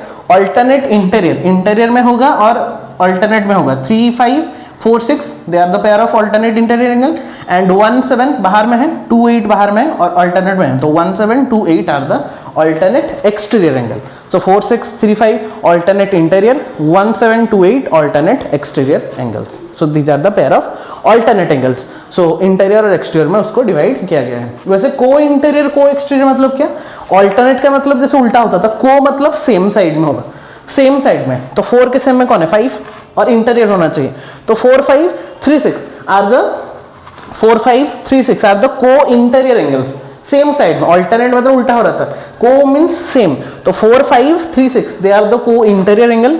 1, 8 same side में, 2, 7 सेम साइड में, तो 1, 8 और एक्सटीरियर है, तो 1, 8 and 2, 7 are the co exterior angle. Is that clear? पूरा डिटेल में मैंने बता दिया. सो कॉरेस्पॉन्डिंग एंगल कौन सा है और एक बार चेक कर लो.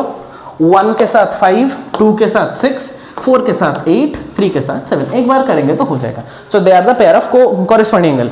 देन ऑल्टरनेट इंटीरियर, ऑल्टरनेट होगा और इंटीरियर में होगा 3, 5, 4, 6 ऑल्टरनेट इंटीरियर और ऑल्टरनेट एक्सटीरियर कौन? 1, 7, 2, 8 मतलब ऑपोजिट साइड में है, ऑल्टरनेट में है और एक्सटीरियर में है, तो alternate 1, 7, 2, 8 they are the alternate exterior. फिर को इंटीरियर, को मींस सेम साइड में, 4, 5, 3, 6 they are the co interior angle. Co exterior means 1, 8 and 2, 7 are the co exterior angle. So these are the pair of angles. I hope कि ये वाला concept भी पूरा clear हो गया होगा. फिगर देख के आप लोग करोगे तो पहले बार थोड़ा सा कंफ्यूजन हो सकता है, बट एक बार आप लोग खुद से उसको रिमेंबर करने की कोशिश करोगे तो बहुत ही इजी कॉन्सेप्ट है. ठीक है बच्चों? So these are the concept of your pair of lines and the transversal. And after getting the transversal means after passing through that transversal between these two lines we have our 8 angles. So those 8 angles will be divided into 2 parts, that is exterior angle, interior angle. फिर वो exterior interior को फिर से हमने divide किया 3 angles में, that is corresponding angle, alternate angles and co-interior angle. alternate को फिर से 2 भाग में डिवाइड किया, one is alternate इंटीरियर और एक alternate एक्सटीरियर. वैसे को इंटीरियर को वैसे को वाला एंगल उसको हमने 2 भाग में डिवाइड किया, that is को इंटीरियर एंड को एक्सटीरियर. ऐसा करके हमने उसको डिवाइड किया. आई होप कि ये वाला कॉन्सेप्ट पूरा क्लियर हो जाना चाहिए. अभी हम देखते हैं, अभी तो हमने जनरली उसको बस पता किया कि कौन सा एंगल को क्या बोलते हैं. अभी उसका प्रॉपर्टी क्या होता है. अगर हमारा जो कॉन्सेप्ट है 9th में, वहां पे पैरेलल लाइन एंड ट्रांसवर्सल का दिया है. अभी जो हमने पढ़ा, हमने ओनली लाइन और ट्रांसवर्सल के बारे में पढ़ा कि अगर 2 लाइन होता है, मे be parallel may be non parallel, उसको अगर थर्ड साइड डिवाइड करता है, पास करता है, तो हमको इतना एंगल्स मिलता है. These are the angles only. But उसका प्रॉपर्टी क्या होता है, कॉरेस्पॉन्डिंग एंगल एक दूसरे में क्या फॉर्म करते हैं, को इंटीरियर एंगल एक दूसरे के अंदर उनका रिलेशन क्या है, वो अभी हम पढ़ेंगे पैरेलल लाइन एंड ट्रांसवर्सल में. उसका कुछ एग्जाम्स है कि अगर 2 lines are parallel, 1 transversal is there, then what will happen. और अगर 2 lines are there, 1 transversal is there, और अगर एंगल सेम हो गया तो उसका एग्जाम क्या है, तो वो अभी हम नेक्स्ट टॉपिक में डिस्कस करेंगे. Before that just pause the video और जितना भी बच्चों यहाँ पे लिखना है आप लोग थोड़ा सा आप लोग के कॉपी में नोट डाउन कर लो. ओके बच्चों, अभी देखेंगे कुछ ट्रांसवर्सल का कुछ प्रॉपर्टीज. तो अभी तक मैंने जितना आपको बताया उसमें हमने बस ट्रांसवर्सल के बारे में पढ़ा था कि व्हाट इज ट्रांसवर्सल, कब फॉर्म होता है, और ट्रांसवर्सल जब फॉर्म होता है उस रिलेटेड कितना एंगल्स फॉर्म होना चाहिए, वो अभी तक हमने पढ़ा था जस्ट प्रीवियस कॉन्सेप्ट तक. अभी हम पढ़ेंगे उसका प्रॉपर्टीज क्या होने वाला है. मतलब देखो, मैं बहुत ही अच्छे से उसको समराइज करके रख दिया हूं कि ट्रांसवर्सल प्रॉपर्टीज में 2 केसेस अराइज हो सकता है. अगर पैरेलल लाइन हुआ और एक ट्रांसवर्सल हुआ तो क्या क्या पॉसिबिलिटीज है, और अगर नॉन पैरेलल लाइन है और ट्रांसवर्सल है तो क्या क्या पॉसिबिलिटी, अगर एंगल को देख के हम क्या पॉसिबिलिटीज निकाल सकते हैं. ध्यान से पहले इसको समझो, समझ जाने के बाद पॉज करके लिखना. ठीक है? पहले से लिख देने से प्रॉब्लम मतलब समझ में नहीं आएगा, तो समझो पहले. वो पहले बोल रहा है कि if a transversal intersect 2 parallel lines. ठीक है? So here already it is given that AB is parallel to CD and L is the transversal. ये पहले से गिवन है यहाँ पे. मीन्स AB और CD पैरेलल है, L is the transversal, T means transversal. Okay, तो ऑब्वियसली कुछ 8 टाइप्स ऑफ एंगल्स फॉर्म हो रहा है. 1 2 3 4 5 6 7 8. ठीक है? पहले बोला अगर हुआ ऐसा, मीन्स पैरेलल हुआ ट्रांसवर्सल हुआ, then each pair of corresponding angles will be equal. Each pair of corresponding angles will be equal. ठीक है, अभी कॉरेस्पॉन्डिंग एंगल कौन कौन है? फिर ये था कॉरेस्पॉन्डिंग एंगल, इसका कॉरेस्पॉन्डिंग एंगल कौन था? ये। तो सपोज मैं इसको x ले रहा हूं तो ये भी हमारा x होगा। क्लियर है कॉन्सेप्ट? अगर मैं इसको y ले रहा हूं तो ये भी y होगा।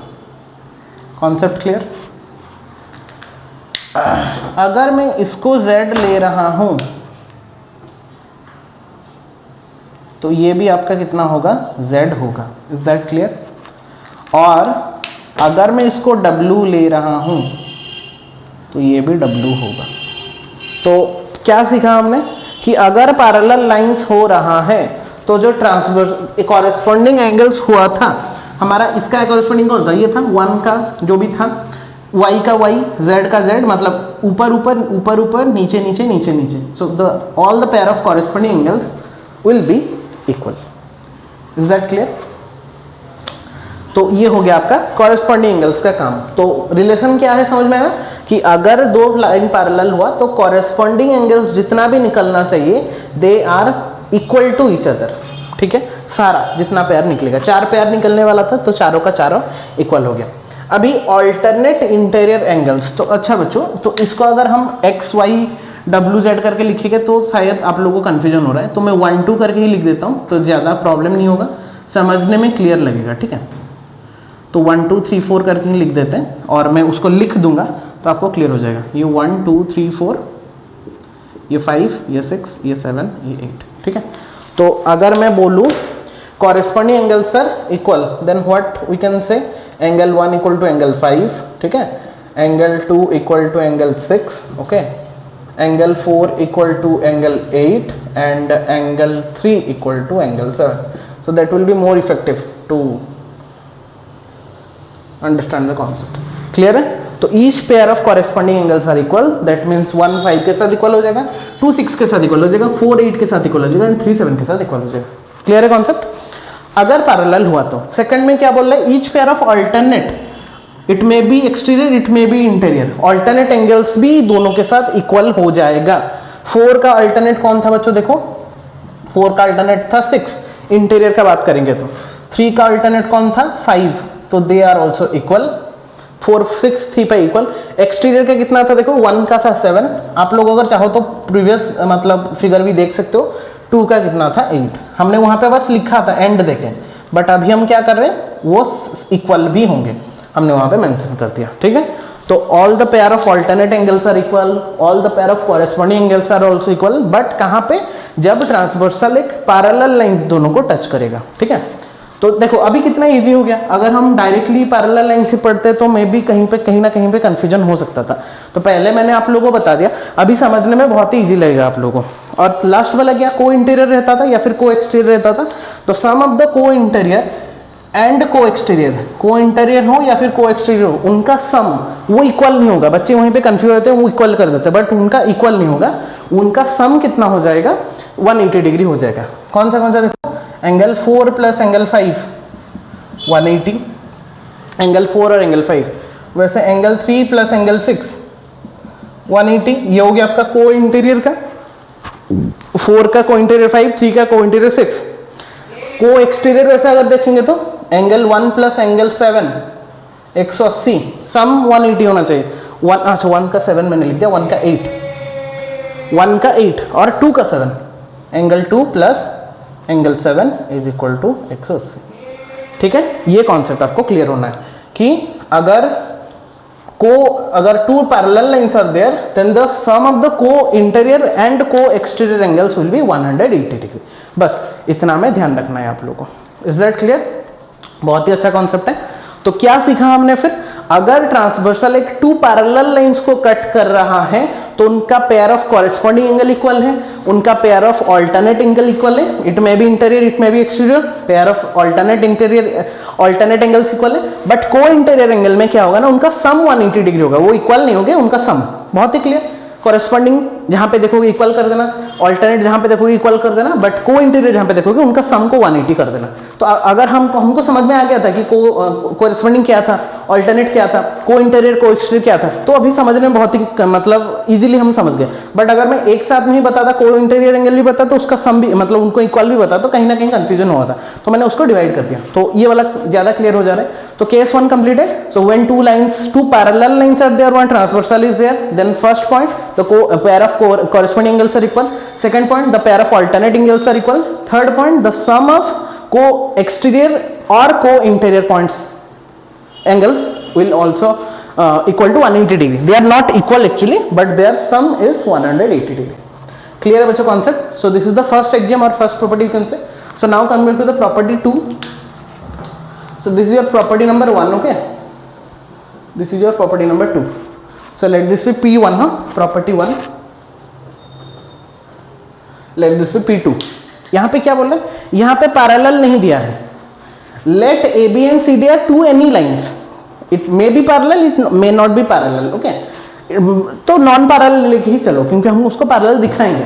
और क्या बोला है? One transversal is there L, ठीक है? L is the transversal. तो मैं यहाँ पे लिख देता हूं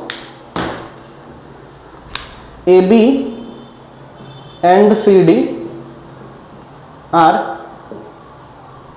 नॉन पैरेलल.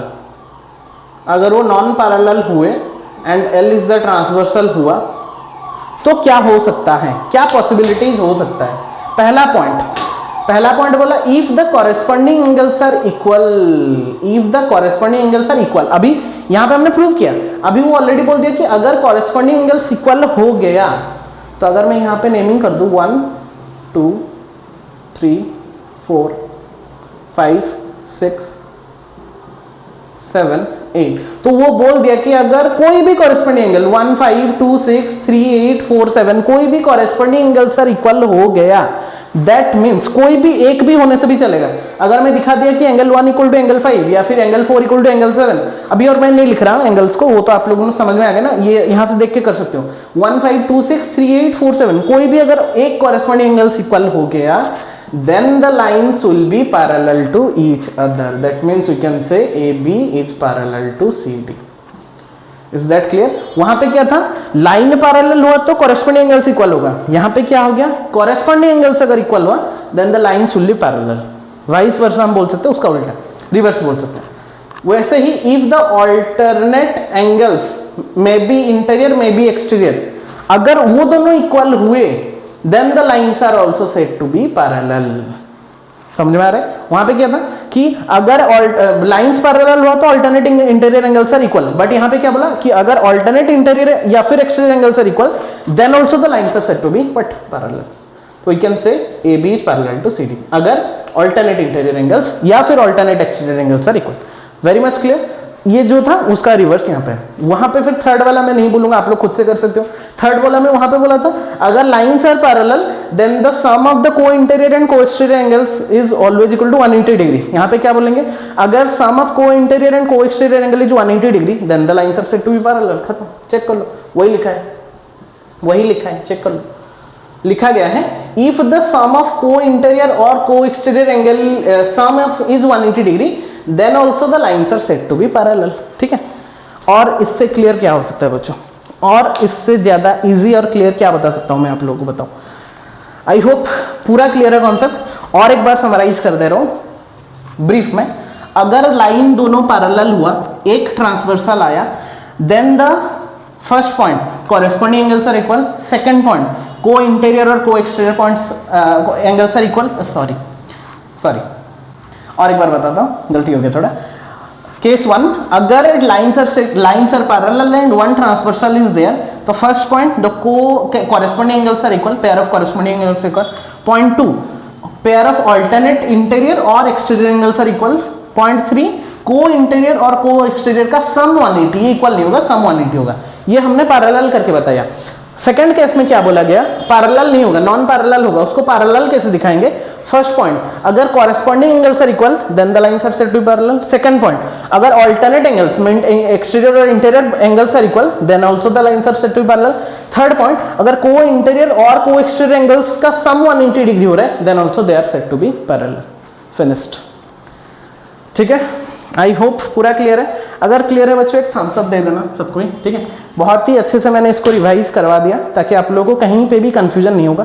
पूरा डिटेल में कोई भी बच्चा अगर नहीं भी जानता होगा कुछ भी, अगर वो भी ये वीडियो देखेगा, वो भी ये लेक्चर को अटेंड करेगा, आई होप कि उसको भी सारा कुछ समझ में आ जाना चाहिए, अगर कॉन्सेंट्रेटली आप लोग पहले से लास्ट तक जुड़े हुए हो लेक्चर में, ठीक है। So that's all for your introduction part. Basic concept, basic terms about lines, basic terms, basic concept about angles, types of angles, pairs of angles, types of lines, pair of lines, transversal, all these concepts are very much necessary for your short question, short type question, depth, in depth question, MCQs type question, value based question, कुछ भी question बोलो, ये सारा question बहुत ही important होने वाला है to solve the problems accordingly. Is that clear? तो आज के लेक्चर में और मैं ज्यादा उसको एक्सटेंड नहीं कर रहा, क्योंकि मैं सोच रहा था कि 6.1 भी यहाँ पे करवा दूं, बट एक लेक्चर में इतना सारा करवा दूंगा तो आप लोग भी कंफ्यूज हो जाओगे। तो जो 6.1 का लेक्चर आएगा वो मैं कल लेके आऊंगा, जहाँ पे क्या है हम एक्सरसाइज प्रॉब्लम्स कुछ डिस्कस करेंगे। बट आज के लेक्चर में मैंने बस इतना बता दिया, तो जल्दी से आप लोग जितना भी आज हमने कवर किया वो सारा कॉन्सेप्ट को आप लोगों को कहाँ पे देखना है, कहाँ पे देखना है और कहाँ पे नोट डाउन करना है, आप लोगों के नोट कॉपी में नोट डाउन करना है, ताकि रिवीजन के टाइम में थोड़ा सा भी कहीं से आप लोगों को सर्च ना करना पड़े, सीधा कॉपी खोलना है, कॉपी में सब कुछ लिखा गया है। और नोट जो बनाओगे ना थोड़ा सा डबल पेन एटलीस्ट, मैं नहीं बोल रहा कि 3-4 पेन, मैं यहाँ पे तो ऑलरेडी 3-4 पेन लेके यूज कर रहा हूँ, बट आप लोग जो बना रहे हो एटलीस्ट 2 पेन करके करो। एक पेन में करने से वो मतलब फील नहीं आता कि हम कुछ पढ़ रहे हैं, या फिर हेडिंग को एटलीस्ट थोड़ा सा बोल्ड करके लिखो ताकि समझ में आ जाएगा कि हेडिंग ये है, हमको उसको सब हेडिंग क्या क्या होना चाहिए। जैसे कि मैंने यहाँ पे बॉक्स बना के रख रहा हूँ, कहीं पे एरो बना दे रहा हूँ, तो वो थोड़ा सा ज्यादा इंटरेक्टिव भी होता है, आप लोगों को पढ़ने में मजा आएगा, ठीक है। सो दैट्स ऑल बच्चों। अच्छा, और एक बात मैं बोलना भूल गया था, ये बहुत ही सिंपल सा बात है, मैं तब से बोल रहा था, भूल गया था। वो क्या था ना, हमने वर्टिकली ऑपोजिट एंगल्स के बारे में पढ़ा था। वर्टिकली ऑपोजिट एंगल्स के बारे में क्या होता था, अगर 2 lines are intersecting each other then there 2 pair of vertically opposite angles are there. So वो मैं बोलना चाहता कि वो vertically opposite angles are also equal to each other, ठीक है। Pair of vertically opposite angles जो फॉर्म होता है वो भी एक दूसरे से इक्वल होते हैं। तब हमने बस पढ़ा था कि उनको बोलते हैं 1 और 2 को वर्टिकली ऑपोजिट बोलते हैं, 3 और 4 को बोलते हैं, बट वो भी इक्वल होते हैं। ये भी नोट डाउन कर लो, प्रॉपर्टी देके आप लोग लिख सकते हो। और एक था लीनियर पेयर ऑफ एंगल्स, एक था ऐसा कुछ, यहाँ पे ए बी होता था, ये ओ ये सी लेते थे, तो इनका सम भी, अगर इसको 1 लूं और उसको 2 लूं तो उनका सम भी कितना होता था, 180 डिग्री होता था। तो लीनियर पेयर ऑफ एंगल्स में उनका सम 180 डिग्री होगा, ये एक प्रॉपर्टी है, प्रॉपर्टी 1 करके लिख देना। और या फिर जहां पे लिखियो pair of linear pair of angle और वर्टिकली ऑपोजिट एंगल, उसके नीचे में भी लिख सकते हो। तब मैं बताना भूल गया था, तो अभी मैं बता दे रहा हूँ, उसको थोड़ा सा नोट डाउन कर लेना, ठीक है। So that's all for today. जो बच्चे अभी तक समझ में नहीं आया कोई भी कॉन्सेप्ट, वीडियो रिकॉर्डेड है, आप लोग कभी भी जाके मतलब क्लास खत्म होने के बाद कभी भी जाके रिवाइंड करके देख सकते हो पर्टिकुलर कॉन्सेप्ट को। और कहीं पे भी कुछ डाउट्स होगा देन मेंशन करेंगे आप लोग कमेंट सेक्शन में। और अभी भी अगर पूरा क्लियर है, एक थम्स अप देके थोड़ा सा लिख लेना नीचे में कि हाँ सर सारा कुछ क्लियर है, तो मुझे पता चल जाएगा कि एक्चुअली में आप लोग समझ रहे हो या नहीं समझ रहे हो। कुछ बच्चे क्या करते हैं ना, आते हैं देखते हैं चले जाते हैं, तो मुझे पता नहीं चलता रिस्पॉन्स क्या हो रहा है। तो अगर एक बार थोड़ा सा आप लोग बता दोगे, एक थम्स अप दे दोगे, देन मुझे थोड़ा सा पता चल जाएगा कि एक्चुअली में सारा कुछ बच्चों का क्लियर है, ठीक है। So that's all for this lecture. In the next lecture, lecture number 2, will discuss about the exercise problems of 6.1। 1 by 1 bit by bit में करवा दूंगा, एक भी कॉन्सेप्ट मिस नहीं होना चाहिए, यही मैं आप लोगों को प्रॉमिस करके रख रहा हूँ, ठीक है। मिलते हैं बच्चों नेक्स्ट क्लास में कल, और उसमें हम डिस्कस करेंगे 6.1। Till then take care, stay safe, and before that pause the video, और जितना भी लिखना है बच्चों उसको थोड़ा सा आप लोग आपके कॉपी में नोट डाउन कर लो। ओके बच्चों, that's all for today, and I hope कि जितना भी कॉन्सेप्ट बच्चों आज हमने पढ़ा सारा कुछ कॉन्सेप्ट क्लियर हो गया होगा आप लोगों का। बहुत सारा कॉन्सेप्ट हमने पढ़ा, concept of angles, concept of lines, types of lines, types of angles, कहाँ पे इंप्लीमेंट करते हैं, ट्रांसवर्सल क्या होता है, ट्रांसवर्सल का एक्सियम क्या होता है, प्रॉपर्टीज क्या होता है, अगर पैरेलल लाइन हुआ तो क्या करेंगे, नॉन पैरेलल लाइन हुआ तो क्या करेंगे, पैरेलल लाइन किसको बोलते हैं, नॉन पैरेलल लाइन किसको बोलते हैं, सारा कॉन्सेप्ट मैंने स्टार्टिंग से लेकर एंडिंग तक, बेसिक से लेकर स्टैंडर्ड लेवल तक सारा कुछ को कॉन्सेप्ट कर लिया। आप लोग को बस आप लोग को नोट कॉपी में उसको अपडेट करना है, रिवीजन के टाइम में बहुत ही हेल्प करेगा, मैं अभी से बता के रख रहा हूं, तो उसको संभाल के रखना। और इस रिलेटेड जितना भी एग्जांपल, जितना भी एक्सरसाइज वाला प्रॉब्लम होगा, मैंने पहले से बता के रखा था, अगर टाइम परमिट किया तो मैं एक्सरसाइज भी करवा देता, बट ऑलरेडी 1 घंटा कंप्लीट हो गया है, तो ये वाला जो लेक्चर है हम नेक्स्ट लेक्चर में रखेंगे, जिसमें कि हम एक्सरसाइज प्रॉब्लम डिस्कस करेंगे विद सम एग्जांपल्स, ठीक है। देन आई होप कि पूरा कॉन्सेप्ट क्लियर है आप लोगों का। अगर क्लियर है तो एक थम्स अप बोल के कमेंट एक दे देना कि हाँ सर क्लियर है, क्योंकि रेस्पॉन्स नहीं मिल पाता कि मैं मतलब बच्चे देख रहे हैं बट रेस्पॉन्स नहीं मिल रहा है कि समझ रहे हैं नहीं सर। तो अगर समझ में आएगा तो एक लिख देना हाँ सर अंडरस्टूड, अगर नहीं समझ में आएगा तो वो भी लिख देना, ताकि मैं उसको सुधार सकूँ कि बच्चों को यहीं पे डाउट हो रहा है तो वो वाला पर्टिकुलर टॉपिक में मैं उसको सुधार सकता हूँ, ठीक है। तो कोई भी प्रॉब्लम नहीं है, आप लोग थोड़ा सा रेस्पॉन्स दे देना ताकि मुझे भी पता चले कि हाँ बच्चे सब समझ रहे हैं। और अगर एक बार फ्लो आ गया तो वो फ्लो को मेंटेन करके हम सारा कुछ को बहुत ही अच्छे से बहुत ही प्रिसाइजली मेंटेन करेंगे। लाएंगे तो कुछ अच्छा लाएंगे, नहीं लाएंगे तो कुछ भी नहीं लाएंगे, ठीक है। So that's all for today. मिलेंगे नेक्स्ट लेक्चर में और एक नया कॉन्सेप्ट को लेके। तो जितने भी आपके 9th क्लास के और अदर फ्रेंड्स हैं जो कि मिस कर रहे हैं वीडियो को, लिंक नहीं मिल पा रहा, तो उनको भी शेयर करके आप लोग उसको भी प्रमोट कर सकते हो, ताकि वो लोग भी कहीं ना कहीं ये पेंडेमिक के सिचुएशन में घर में रह के कुछ ना कुछ पढ़ाई को कर सकते हैं एंड फ्री ऑफ कॉस्ट, ठीक। सो दैट्स ऑल टुडे। मिलते हैं नेक्स्ट लेक्चर में, लेक्चर नंबर 2 में, जिसमें कि हम 6.1 का एक्सरसाइज डिस्कस करने वाले हैं बहुत ही अच्छे से। तो वो लेक्चर स्टार्ट करने से पहले ये लेक्चर खत्म हो जाना चाहिए, तो स्टार्टिंग से लेकर एंडिंग तक जितना भी नोट्स मैंने लिखवाया उसको नोट डाउन करके एक बार खुद से रिवाइज कर देना, ताकि कॉन्सेप्ट पूरा क्लियर है। जब हम 6.1 में आएंगे तो सारा कॉन्सेप्ट आप लोगों को क्लियर, उसमें और एक बार मुझे समझाना ना पड़े। ऐसा होता है ना कि मैं लेक्चर 2 में डायरेक्टली आ गया लेक्चर 1 नहीं देख के, तो लेक्चर 1 नहीं समझे होंगे तो लेक्चर 2 में कंफ्यूजन होगा। तो लेक्चर 1 को अगर पूरा कंप्लीट करके आएंगे तो लेक्चर 2 में भी आप लोगों को प्रॉब्लम फेस नहीं करना पड़ेगा। मिलते हैं बच्चे नेक्स्ट क्लास में, नेक्स्ट लेक्चर में। Till then take care all of you, stay safe, stay at your home. जय जगन्नाथ।